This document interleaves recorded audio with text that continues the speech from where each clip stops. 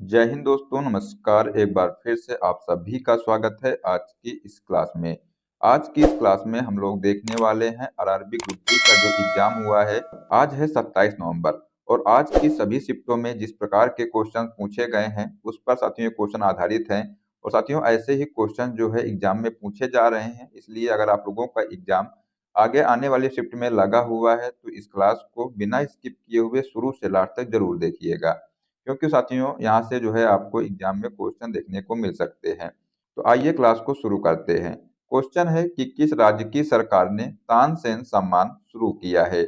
यहाँ पर आंसर हो जाएगा मध्य प्रदेश सरकार ने साथियों तानसेन सम्मान शुरू किया है। इसका आंसर हो जाएगा option number B. Next question है लोक चित्रकला मधुबनी किस राज्य में लोकप्रिय है। तो जो लोक चित्रकला है ये मधुबनी, ये जो है बिहार राज्य में लोकप्रिय है। यहाँ पर आंसर हो जाएगा ऑप्शन नंबर तीसरा। साथियों अगर आप लोग चैनल पर पहली बार आए हैं तो सब्सक्राइब कर लीजिएगा और जो बेल आइकन है उसको भी प्रेस कर लीजिएगा, जिससे कि सभी क्लास का अपडेट मिलता रहेगा। आइए देखते हैं अगला क्वेश्चन है न्यूनतम आरक्षण प्रणाली के अंतर्गत नोट जारी करने वाले एकमात्र प्राधिकारी के रूप में भारतीय रिजर्व बैंक को कम से कम कितने मूल्य की परिसंपत्तियां रखनी होती हैं। तो यहाँ पर आंसर हो जाएगा 115 करोड़ रुपए की जो है परिसंपत्तियां रखनी होती हैं।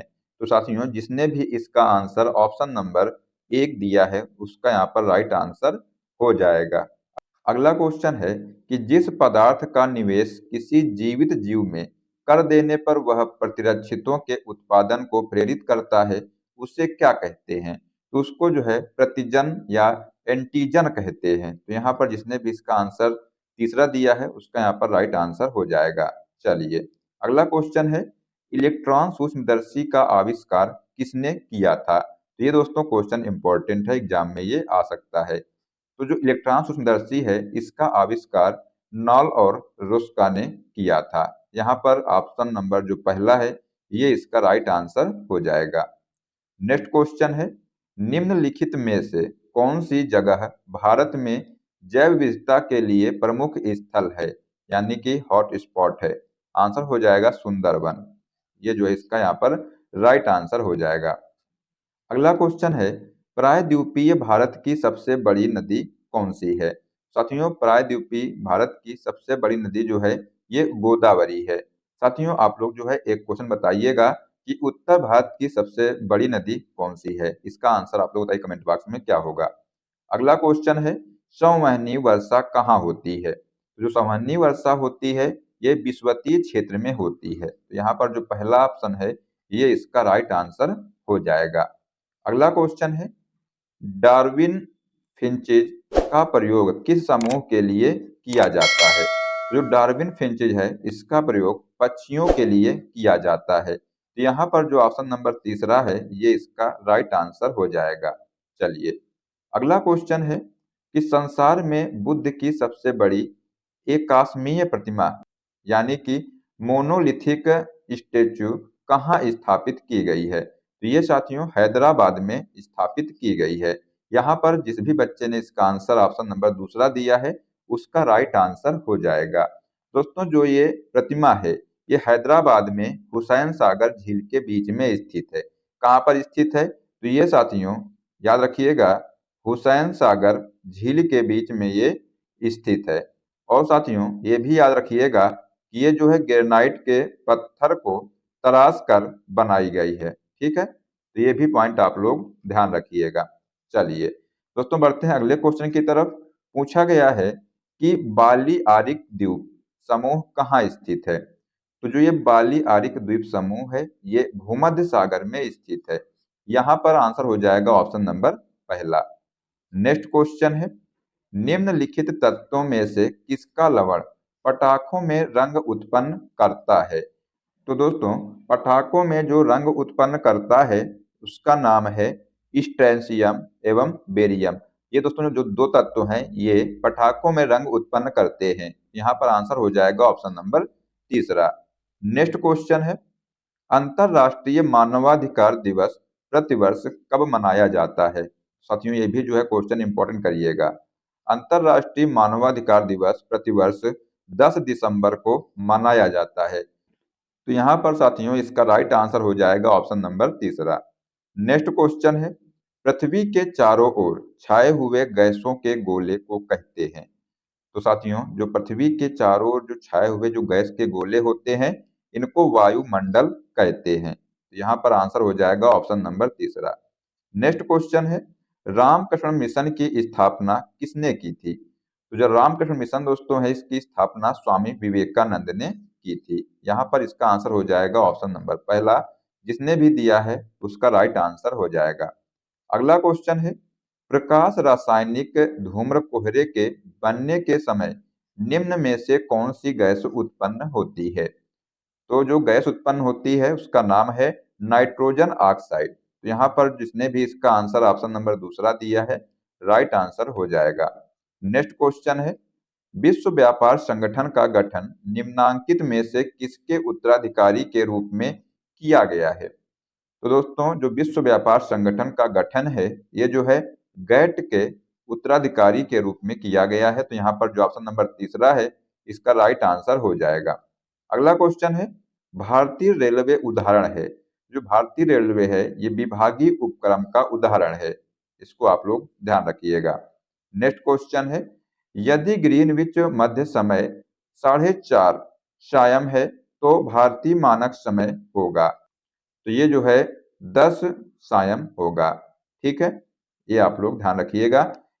इसको दोस्तों सायं मतलब पीएम आप लोग इसको कह सकते हैं। ठीक है, ये जो है पीएम सुबह का दोस्तों समय होता है 12 बजे के पहले का, उसको एएम बोलते हैं। नेक्स्ट क्वेश्चन है,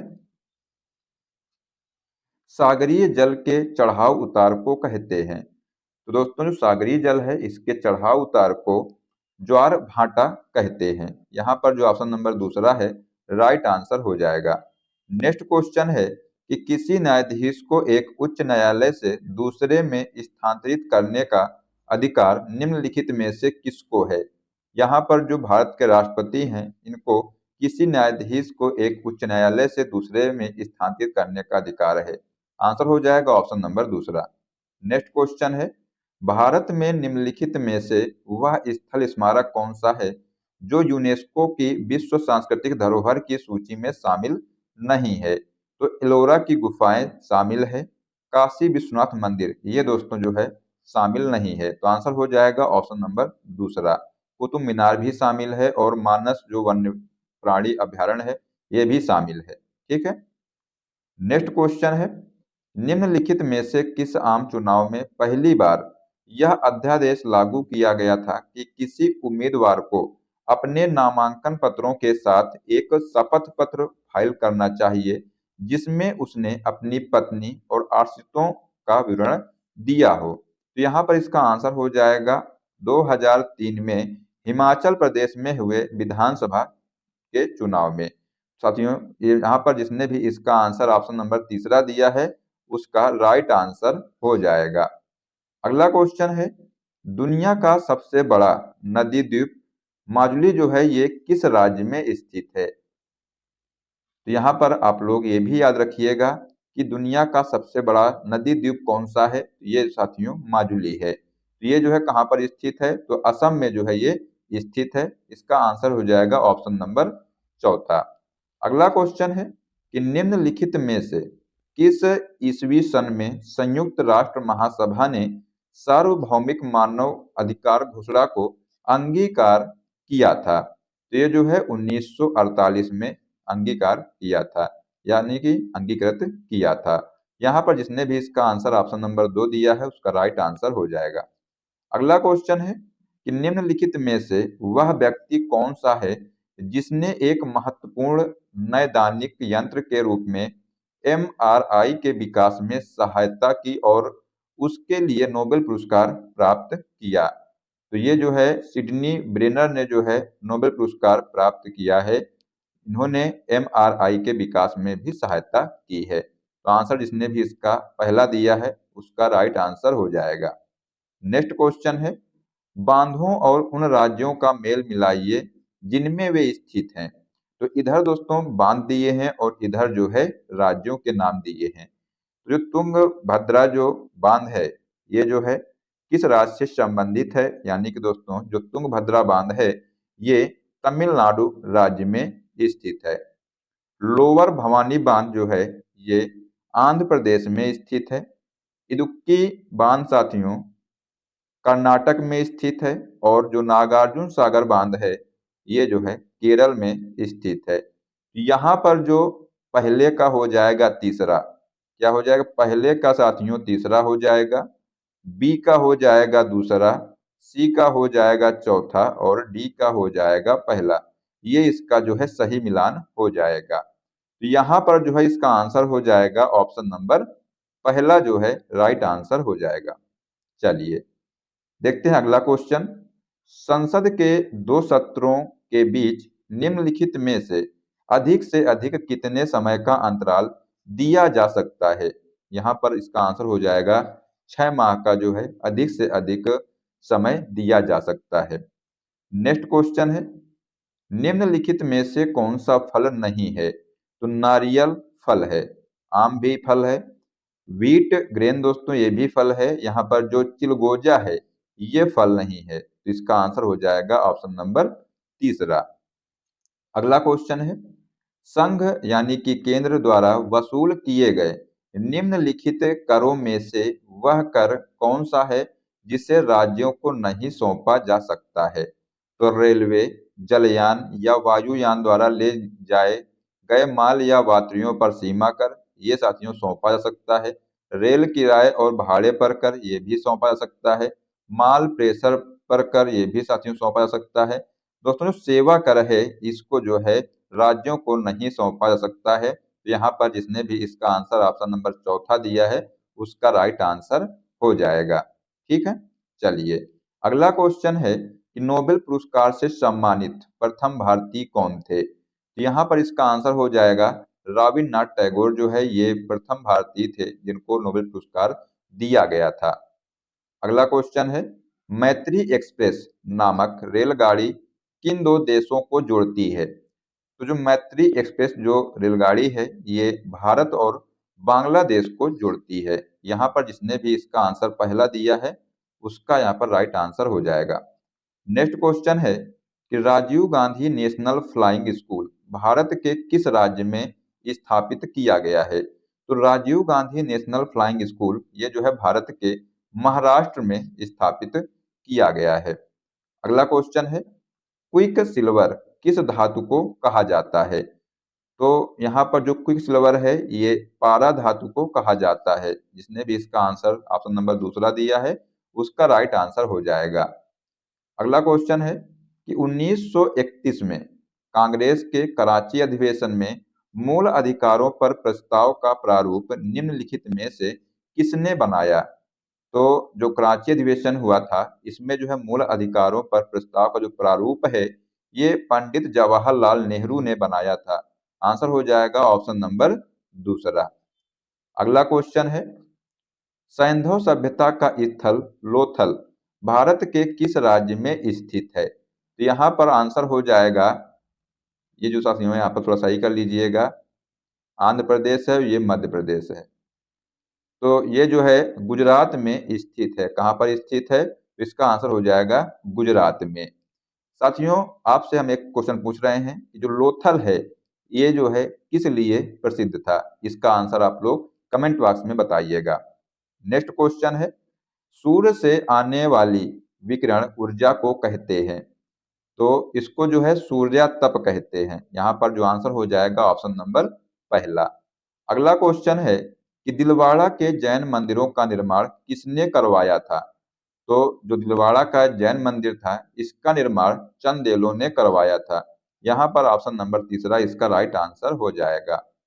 नेक्स्ट क्वेश्चन है, पेयजल में निम्नलिखित में से किसकी अधिक मात्रा से दांत कुरबुरित यानी कि फ्लोरोसिस हो जाते हैं। तो यहाँ पर आंसर सही क्या हो जाएगा। तो दोस्तों इसका राइट आंसर हो जाएगा फ्लोरीन। ये इसका करेक्ट आंसर जिसने भी लगाया है उसका जो है राइट आंसर हो जाएगा। नेक्स्ट क्वेश्चन है, पृथ्वी की ऊपरी परत पर खनिज, जल, गैस तथा ह्यूमस के मिश्रण को कहते हैं। तो इसको जो है मिट्टी कहते हैं। क्या कहते हैं, यहाँ पर इसका आंसर हो जाएगा मिट्टी। अगला क्वेश्चन है, विद्युत वहन करने के लिए किसे उत्तम समझा जाता है? तो विद्युत वहन करने के लिए चालक को जो है उत्तम समझा जाता है। चालक मतलब कंडक्टर्स को। ठीक है, तो ये आप लोग यहाँ पर ध्यान रखिएगा। अगला क्वेश्चन है, हैजा के टीके की खोज किसने की थी? तो जो हैजा का टीका है इसकी खोज जोसेफ लिस्टर ने किया था। इसका आंसर ऑप्शन नंबर जो पहला है राइट आंसर हो जाएगा। अगला क्वेश्चन है, वनस्पतियों में जीवन होता है इसका शोध किसने किया था? तो इसका आंसर हो जाएगा जेसी बोस ने जो है इसका शोध किया था। जिसने भी इसका आंसर ऑप्शन नंबर चौथा दिया है उसका राइट आंसर यहाँ पर हो जाएगा। अगला क्वेश्चन है, मानव शरीर में पित्त का निर्माण करने वाली सबसे बड़ी ग्रंथि कौन सी है? तो ये जो है लीवर साथियों, मानव शरीर में पित्त का निर्माण करने वाली सबसे बड़ी ग्रंथि है। इसको जो है यकृत भी बोलते हैं। ये आप लोग यहाँ पर ध्यान रखिएगा। अगला क्वेश्चन है, आनुवंशिकता के अध्ययन को क्या कहते हैं? तो आनुवंशिकता के अध्ययन को जेनेटिक्स कहते हैं। यहाँ पर जिस भी बच्चे ने आंसर दिया है ऑप्शन नंबर चौथा उसका सही आंसर हो जाएगा। अगला क्वेश्चन है, एक खींचे गए रबड़ बैंड में किस प्रकार की ऊर्जा निहित है? तो एक जो है रबड़ बैंड जो खींचा हुआ है उसमें स्थितिज ऊर्जा निहित होती है। आंसर हो जाएगा ऑप्शन नंबर तीसरा। अगला क्वेश्चन है कि मानव शरीर का कौन सा अंग निमोनिया से प्रभावित होता है? तो जो निमोनिया से प्रभावित होने वाला जो अंग है उसका नाम है फेफड़ा। ये जो है साथियों निमोनिया से प्रभावित होते हैं। जिसने भी इसका आंसर ऑप्शन नंबर 3 दिया है उसका राइट आंसर हो जाएगा। अगला क्वेश्चन है, प्रकाश रेडियो तरंगें तथा एक्स किरणें किस प्रकार की तरंगें होती हैं? जो प्रकाश रेडियो तरंगें हैं तथा एक्स किरणें हैं ये जो है विद्युत चुंबकीय तरंगें होती हैं। अगला क्वेश्चन है कि जब एक चल वस्तु की गति दोगुनी की जाती है तो उसकी गतिज ऊर्जा पर क्या प्रभाव पड़ता है? तो उसकी जो गतिज ऊर्जा है ये चौगुनी बढ़ जाती है। तो यहाँ पर जिस भी बच्चे ने इसका आंसर ऑप्शन नंबर दूसरा दिया है उसका राइट आंसर हो जाएगा। अगला क्वेश्चन है कि इनमें से किस भारतीय को भौतिक विज्ञान के लिए नोबेल पुरस्कार प्रदान किया गया था? तो भौतिक विज्ञान के लिए जो नोबेल पुरस्कार है ये एस चंद्रशेखर को प्रदान किया गया था। ठीक है, तो यहाँ पर जो ऑप्शन नंबर तीसरा है ये इसका राइट आंसर हो जाएगा। अब दोस्तों आइए अब आपको एक क्वेश्चन दे रहे हैं, इसका आंसर आप लोग कमेंट बॉक्स में बताइएगा। तो आज का प्रश्न है, नोबेल पुरस्कार से सम्मानित प्रथम भारतीय कौन थे? ऑप्शन है मदर टेरेसा, डॉक्टर सीवी रमण, रविन्द्रनाथ टैगोर या एस सुब्रमण्यम। इसका दोस्तों राइट आंसर आप लोग कमेंट बॉक्स में बताइएगा। देखते हैं कौन कौन इसका सही जवाब दे पाता है। तो दोस्तों आज के लिए बस इतना ही। आशा करते हैं कि आपको क्लास पसंद आई होगी और साथियों अगर आपको क्लास पसंद आई है इसको लाइक कर दीजिएगा और साथ में ही अपने इसको दोस्तों को भी शेयर कर दीजिएगा। और साथियों अगर आप लोग चैनल पर पहली बार आए हैं तो सब्सक्राइब कर लीजिएगा और जो बेल आइकन है उसको प्रेस कर लीजिएगा जिससे कि सभी क्लास का अपडेट आपको मिलता रहेगा। अगर आप लोग इस क्लास की पीडीएफ चाहते हैं तो डिस्क्रिप्शन बॉक्स में टेलीग्राम लिंक दिया हुआ है उसको ज्वाइन कर लीजिए और वहां से जो है आप लोग इस क्लास की पीडीएफ को भी डाउनलोड कर सकते हैं। मिलते हैं अगली क्लास में। जय हिंद, जय भारत, वंदे मातरम।